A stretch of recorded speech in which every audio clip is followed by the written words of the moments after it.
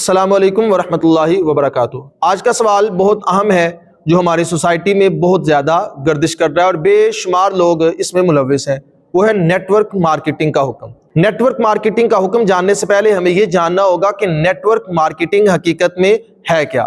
Net work marketing کی دو صورتیں ہیں، ایک تو مکمل طور پر ناجائز ہے اور ایک صورت جائز ہو سکتی ہے۔ جو ناجائز ہے وہ صورت یہ ہے کہ ایک بندہ ایک ایپ یا ایک ویب سائٹ بناتا ہے اور اس ویب سائٹ کے ساتھ لوگوں کو اپنے ساتھ منسلک کرتا ہے، اور منسلک کرنے کی وہ کچھ رجسٹریشن فیس رکھتا ہے 300، 500 یا 1000 روپیہ۔ اب کیا ہوتا ہے کہ آپ 300 روپیہ دے کر اس کے ساتھ منسلک ہو جاتے ہیں، اس کے بعد آپ کا کیا کام ہے کہ آپ نے اپنے ساتھ اور بندے ایڈ کروانے ہیں۔ وہ ایڈ کروانے کا آپ کو 20% یا 30% وہ دیا جائے گا۔ مثال کے طور پر منسلک ہوئے تو آپ کو 300 روپیہ دینا پڑا، اس کے بعد آپ کسی بندے کو اس کے ساتھ منسلک کرواتے ہیں تو وہ 300 روپیہ دیتا ہے، تو اس کا 20% یعنی 60 روپے آپ کو مل جائیں گے۔ پھر آپ ایک اور بندے کو لے کے آتے ہیں، اس کے بھی 60 روپے آپ کو مل جائیں گے۔ پھر ایک اور بندہ لے کے آتے ہیں، اس کے بھی 60 روپے آپ کو مل جائیں گے۔ اب آپ جتنے بندے لے کے آ رہے ہیں ان کے 60 روپے آپ کو ملتے جائیں گے، اور وہ جو بندے ہیں، مثال کے طور پر آپ 3 بندے لے کے آئے تو آپ کو 180 روپے ان کے مل گئے۔ وہ 3 بندے کسی اور 3 بندوں کو لے کے آئیں گے، ان کی بھی کچھ پرسنٹیج آپ کو دی جائے گی، جب کو ان کے لانے میں آپ کا کوئی عمل دخل نہیں ہے۔ تو یہ کوئی کسی طرح کا بزنس نہیں ہے، بلکہ یہ پیسہ ہی ہے جو سرکل کر رہا ہے سب لوگوں میں۔ تو یہ ایک جوے کی صورت ہے جس میں آپ دے رہے ہیں، اسی دیے میں جو کچھ کسی کو مل رہا ہے، کچھ کسی کو مل رہا ہے، کچھ کسی کو مل رہا ہے، اور پیچھے کوئی بزنس نہیں ہو رہا۔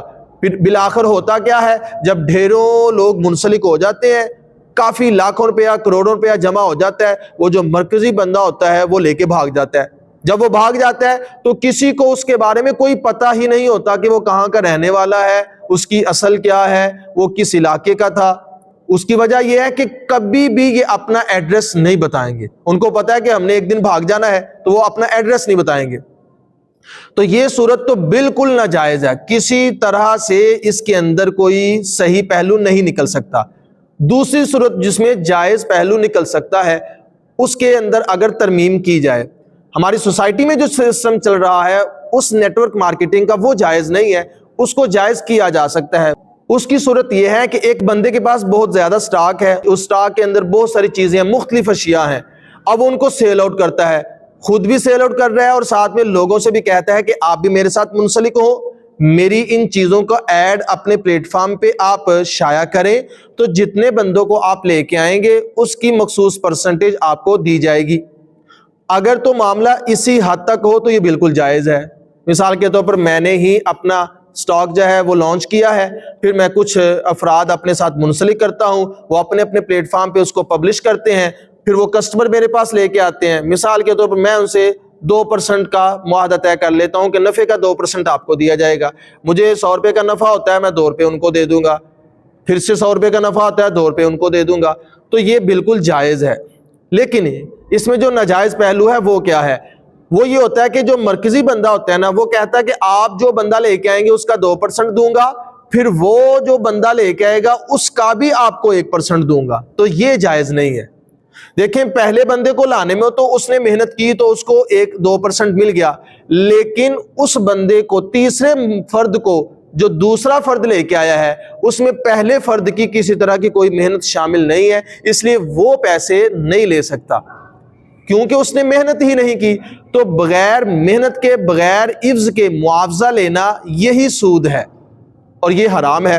اسی طرح آپ جو محنت کر رہے ہیں اس کا صلہ آپ لے سکتے ہیں، جو آپ نے محنت نہیں کی اس کا صلہ آپ بالکل نہیں لے سکتے، وہ آپ کے لیے جائز نہیں ہے۔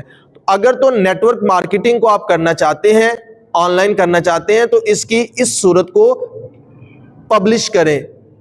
دوسری جو صورت ہے اس کو نہ اپنائیں، اور وہ یہ ہے کہ آپ اپنے سٹاک کو بیچتے ہیں، خود بھی نفع کما رہے ہیں، پھر آپ کے ساتھ جو بندہ منسلک ہوتا ہے وہ اپنے پلیٹ فارم سے جو کسٹمر لے کے آتے ہیں آپ اس کو اس کا نفع دے دیتے ہیں۔